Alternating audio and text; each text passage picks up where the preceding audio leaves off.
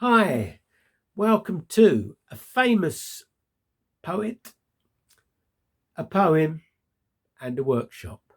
I'm Roger Stevens, and today we're going to be looking at probably our most famous children's poet still writing today. He writes stories and he writes for grown-ups, for adults, but I guess he's probably most famous for writing children's poems. His name, Michael Rosen. Michael Rosen, absolutely brilliant poet. Now, you've probably heard of Michael Rosen. He's a one children's poet that most people have heard of. And you may have read some of his poems. And you may have read his most famous poem, which is Chocolate Cake. And you may even have been lucky enough for him to have come to your school and read Chocolate Cake to you. So we're going to be thinking about that poem.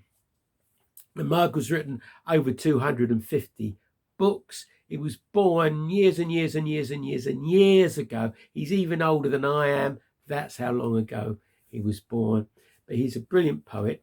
Now, I'm not actually going to read Chocolate Cake, the poem, because there's no way I can read it as well as Michael Rosen does. So what we're going to do at the end of this video, I'm going to put a link to Michael reading the poem. So what I'd like you to do when this video is finished is go along to the link, follow the link, and watch Michael Rosen reading the poem.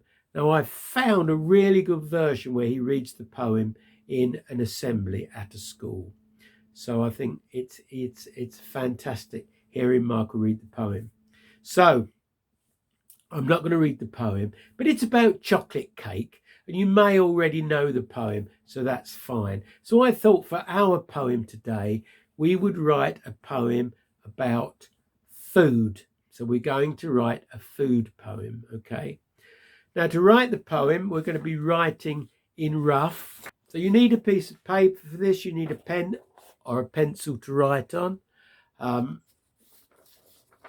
So if you'd like to pause the video just for a couple of minutes while you get some paper and pencil together, just a sheet of rough paper. We're going to be working in rough in first draft. Okay, so you could just pause the video while you find what you need.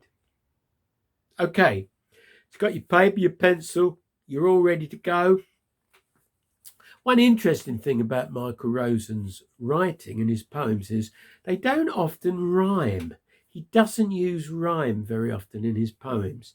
He uses a lot of rhythm. I think rhythm in a poem is more important than rhyme. A poem has to sound good when you read it aloud. So I always suggest when you've written a poem, read it out loud. See how it sounds. See how the rhythms of the poem move. But you don't have to worry about rhyming. In fact, this is the 5th video that I've made, these short videos for National Poetry Day in 2012. This is the 5th one. And fifth one. And yeah, none of them rhyme. You know, rhymes aren't really that important in a poem. So you got your pencil, you got your paper. Let's get started. Now, first of all, you need to think of a food of some kind that you can write about, and you need to write that at the top of your piece of paper. So you've got your bit of paper right at the top, what you're going to write about. Pizza. You could write about pizza. You could write about cake if you want. You could write about Brussels sprouts. You could write about chocolate bars. You could write about sweets. You could write about drinks. You can do drinks as well. You could do milkshake. You could do pasta. You could do juices, different sorts of juices. So first up, decide what you're going to write about. Okay, good. Then when you've done that, write that at the top of your piece of paper.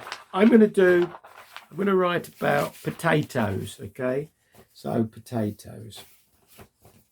There we go, potatoes. I'm going to do potatoes.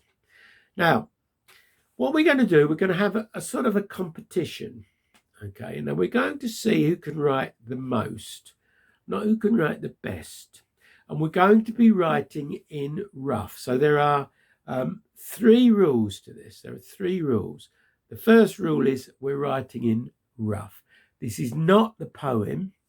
We're writing some notes, a sort of list that we're going to use for the poem. So it doesn't matter if it's untidy. It doesn't matter at all, because we're going to try and work very fast. Don't worry about spellings. You can worry about spellings when we've written the poem, because spellings are important. Presentation is important. But right now, it's going to be about getting words from our brain onto our piece of paper as quickly as we can. Rule number 1, this isn't the poem. It doesn't have to be neat and tidy. Don't have to worry about spellings. Okay. Rule number 2. What we're going to be doing is writing a list of adjectives, words that describe what you've written at the top there. So I've written potatoes. So I'm going to be thinking of lots of words that I can put in front of potatoes. Red potato. So I'm going to write red, big, big, small, small, huge, huge, wonky, wonky. I'm just going to think of as many words that I can write down in front of my word, my piece of my food. Okay, so that's rule number 2, writing as many adjectives as I can. Okay, now rule number 3, it's going to be a competition. Now I'm going to give you exactly 4 minutes to write this poem, or to write, it's not a poem, is it? To write this list of adjectives. 4 minutes exactly. So I'm going to ask your teacher to get ready, maybe set up a stopwatch, because we're going to time it. It's going to be exactly 4 minutes. So you're going to have 4 minutes to write as fast as you can, as many words as you can. It's not going to be who writes the best words.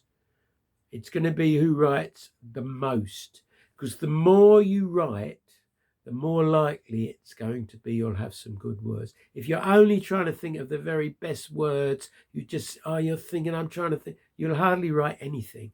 Whereas if you just write lots, just writing makes you think of other things to write. You write something, it gives you more ideas. So it's going to be writing as fast as you can. So you've got exactly 4 minutes. If you're doing this at home, maybe you've got a stopwatch at home. Maybe you've got a clock with a second hand you can watch. That's fine, whatever. So when I'm going to say ready, steady, go, get your teacher's going to be all ready. You're going to pause me. Okay, you're going to stop this while you do your 4 minutes exactly of writing. And we're going to see who writes the most words down in 4 minutes. And will that be you? Will that be you? Let us see. Are you ready? Okay, pause me, and then the teachers, well, we get the teacher to say, ready, steady, go, and off you go. So are we all ready? Are we all ready? Right, pause me now.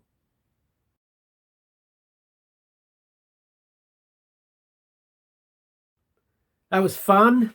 I hope that was fun. Okay, you should have written lots and lots of things. Now, has anybody here written 20 or more words down? Put your hands up. I can't see you. Of course I can't see you. Has anybody written 30 or more things? Put your hands up. I bet some of you in your class has written 30 or more words, yeah? Bet you have.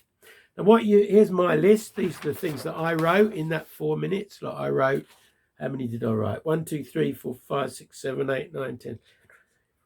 17 I wrote, just 17. I wrote roast potatoes, a big, small, crispy, chipped, sweet, red. Now, if I read this list and I put the word potato in after each one of those things, you start to get a rhythm. You get a rhythm going. Now remember, this isn't going to rhyme, but it's going to have a good rhythm to it. And it would sound like this: potatoes, roast potatoes, big potatoes, small potatoes, crispy potatoes, chipped potatoes, sweet potatoes, red potatoes, green potatoes, blue potatoes, steamed potatoes, yummy potatoes, delicious potatoes, hairy potatoes, scrummy potatoes, new potatoes, old potatoes, shriveled potato. And I got a rhythm to it, haven't I? Got a beat. Potato. Big pizza, small pizza, tasty pizza, yummy pizza. We get a nice rhythm going. So that is what your poem is going to sound like. It's going to have that nice rhythm to it. Now, there are 4 things you can do to turn this into your poem. The first thing you can do is cross out any of these that aren't very good. Now, I've written green. Look, I've written green potato. I suppose you do get green potatoes, don't you? So I might cross red potatoes. Don't think you get them, do you? Hairy potatoes. Oh, we can definitely cross out hairy, can't we? Hairy potatoes. We cross that out, hairy. There's probably a few things on your list that you don't need. While you're doing that, you might think, oh, I've just thought of another one, a really good one. So you can add more things in. That's fine. You can add things, you can take things away. Okay. Now you can change the order of your list. You might, I said this isn't a rhyming poem, but you might have a couple of words there that just accidentally rhyme, mightn't you? I don't know if I have, but you might do. If you have, you could put those together. They will work very well coming together, wouldn't they? So you can change the order. Maybe you could do more simple things first, more complicated things at the end. So you could change the order as you go through. That would be good. You could do a little introduction too at the beginning, couldn't you? My favourite thing to eat is a potato. I like big potato, small potato, diddly potato. Okay? Maybe you could do a little thing to end it as well. And that would be your poem. Okay? So, when you've written that and you're happy with it, you can write it out in best. And this time, you can get it looking good in your best writing, maybe on your computer and print it out. And check your spellings. Spellings are very important. You do need to check your spellings. And then you could read the poem to the rest of the class. That would be quite good, wouldn't it? Or read it, if you're at home, you can read it to your mum or your granny. Grannies always like poems, especially if you've written them. You could share it with another class. Maybe you could read, some of you could read your poems out in an assembly, if you have an assembly. And you can send them to me at the Poetry Zone. And I will put them on the Poetry Zone and they will be read by thousands of people. Okay? Right. There's your poem. Hope you enjoyed writing that poem. Now you have a treat. That treat is going to be Michael Rosen reading Chocolate Cake.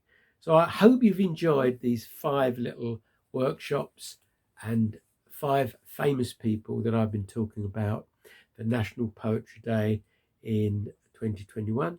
And I hope if you do like this, let me know. Let me know on Twitter or on Facebook, and maybe I'll make some more. We all should know there are hundreds of really brilliant children's poets and poets generally at the moment writing. Loads and loads of poets who go into schools. It's brilliant to have a poet actually come into your school in person. And yes, I just want to maybe share some more with you soon. So thank you very much for listening. Hope you enjoyed it. You are going to enjoy Michael Rosen, and I'll see you all again soon. Bye-bye.